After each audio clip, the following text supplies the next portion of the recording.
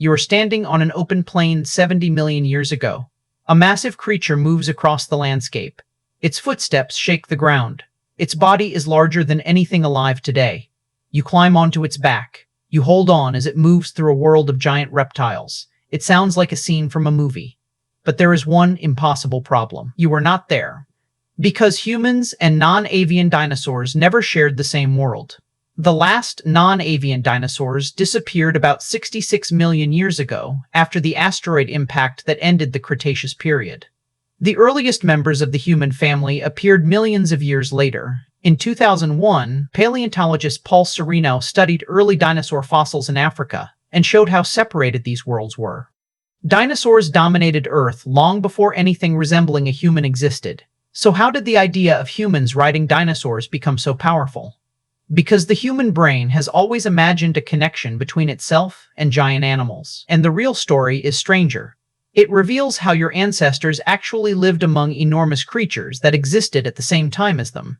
Around 2.5 million years ago, early humans began using simple stone tools in Africa.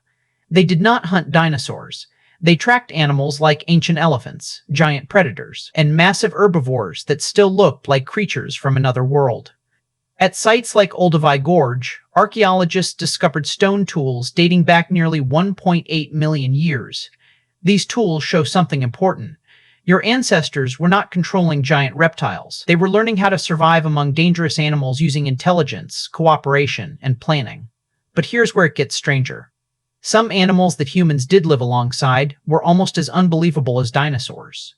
And understanding those encounters reveals why ancient humans became one of the most adaptable species on Earth. Around 50,000 years ago, your ancestors entered landscapes filled with animals that would look prehistoric today.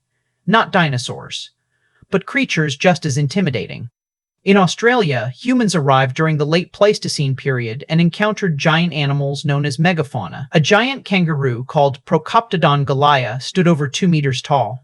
A massive lizard called Varanus priscus, sometimes called Megalania, may have reached lengths of around 5 meters. For early humans, these animals were not fantasy creatures. They were real. Archaeological evidence from sites across Australia shows that humans learned how to track, avoid, and sometimes hunt large animals using stone tools and controlled fire. But here's the surprising part. Humans did not survive by becoming stronger than these animals. They survived by understanding them. In 1968, archaeologist Louis Binford began challenging old ideas about prehistoric hunting. His research suggested that ancient humans were not simply powerful hunters chasing every large animal. They were careful observers. They studied movement, they studied behavior, they waited for opportunities. This same strategy explains why humans could live alongside another legendary animal, the woolly mammoth. Between 300,000 and 4,000 years ago, mammoths lived across Europe, Asia, and North America.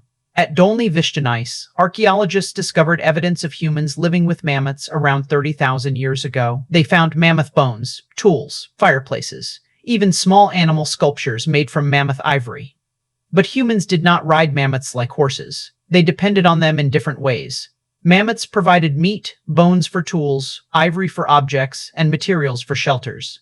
At some Arctic sites, researchers discovered that mammoth bones were arranged to create structures nearly 15,000 years ago. The relationship was not about controlling giants, it was about surviving in a world where giants existed. Except there was a problem. Humans had another challenge. Some animals were not useful. They were hunters, and they were watching humans too. For most of human history, you were not the largest predator. You were the vulnerable one. Around 40,000 years ago, early humans in Europe shared the landscape with cave lions, wolves, and giant bears.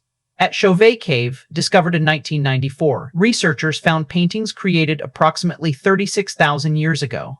Among the hundreds of images were powerful predators, lions, bears, rhinoceroses, animals that humans respected enough to record on cave walls. But humans did something no other animal had done. They built relationships with other species. Around 15,000 years ago, wolves began moving closer to human camps. Research by evolutionary geneticist Gregor Larson and other researchers has shown that domestication was a slow process that transformed wolves into dogs.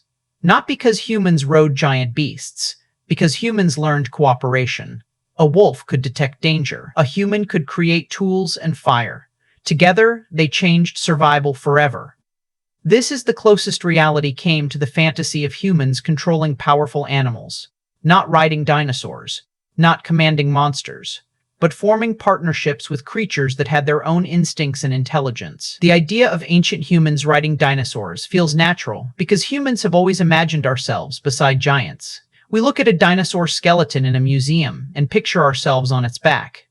But the real story is more fascinating. Your ancestors walked across landscapes filled with enormous animals. They faced predators without modern weapons. They crossed continents without engines. They survived not by becoming stronger than the giants around them. They survived by becoming smarter. The first humans did not conquer a world of monsters. They learned how to live in one.